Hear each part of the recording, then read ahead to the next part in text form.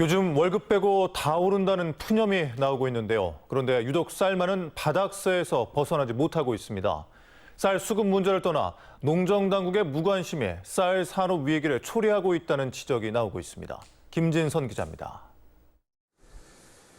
정부는 쌀값 안정을 위해 지금까지 3차에 걸쳐 37만 톤의 초과 생산된 쌀을 시장 격리했습니다. 하지만 쌀값 하락세는 멈출 기세를 보이지 않고 있습니다. 지금도 10만 톤 이상의 쌀이 농협 창고와 농가에 남아있는 것으로 추정됩니다. 이는 당초 정부가 발표한 초과 생산량 27만 톤을 크게 넘어선 겁니다. 정부 통계가 틀렸고 시장 격리 또한 수확철을 지나 시행하면서 가격 안정을 위한 적기를 놓쳤습니다. 정부 초과 생산량 추계보다 무려 10만 톤이나 많은 37만 톤을 시장 격리하고도 가격 안정에 완전히 실패했습니다. 지체된 시기와 역공매 방식의 문제뿐만 아니라 생산 수요량 통계도 심각한 오류가 있었습니다.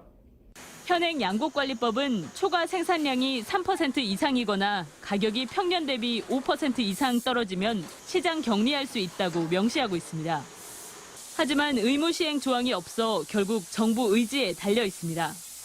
그러나 정부의 때늦은 시장 격리와 최저가 입찰 방식의 역공매가 역대 최장의 쌀값 하락장을 부르면서 농정 불신만 키우고 있습니다.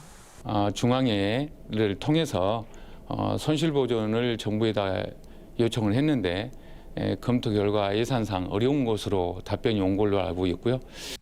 쌀은 유일하게 국내 자급이 가능한 식량 곡물입니다. 밀과 옥수수 등은 자급률이 1%에도 못 미치고 있습니다.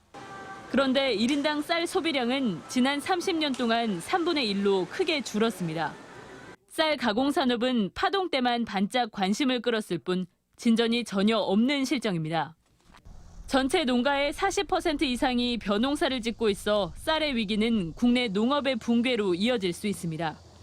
우크라이나 사태로 전 세계적인 식량 위기감이 커지는 가운데 쌀 산업에 대한 정부 인식부터 바뀌어야 한다는 목소리가 커지고 있습니다. MBC 뉴스 김진선입니다.